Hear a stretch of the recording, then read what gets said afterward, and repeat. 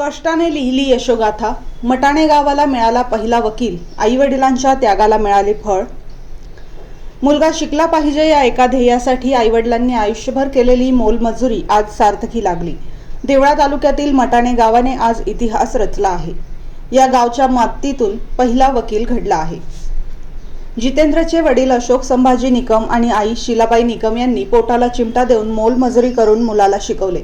परिस्थिती खूप हालाकीची होती, पण स्वप्न मोठे होते. वडिलांचा गेली 40 वर्षे सायकलीवर विविध प्रकारचे व्यवसाय केले. आईने रोज शेतकऱ्यांच्या बांधावर जाऊन नित्यनेमाने मजुरी केली आणि मुलाने आई वडिलांचे कष्ट लक्षात घेता मेहनतीने प्राथमिक शाळेपासून ते पदवीपर्यंतचे शिक्षण पूर्ण केले. कुटुंबाची वेळ वाईट होती, पण जिद्द मात्र मनाशी कायम गाठली होती.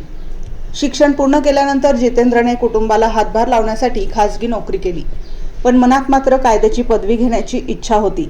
नोकरीसोबतच त्याने मालेगावच्या KBH विधी महाविद्यालयात प्रवेश घेतला.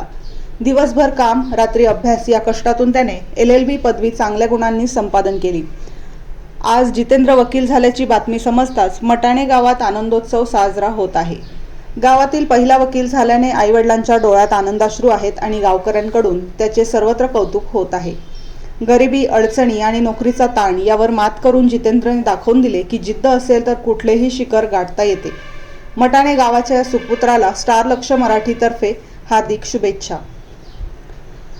वृत्तसंकलन समाधान केदारे, कार्यकारी संपादक, देवळा.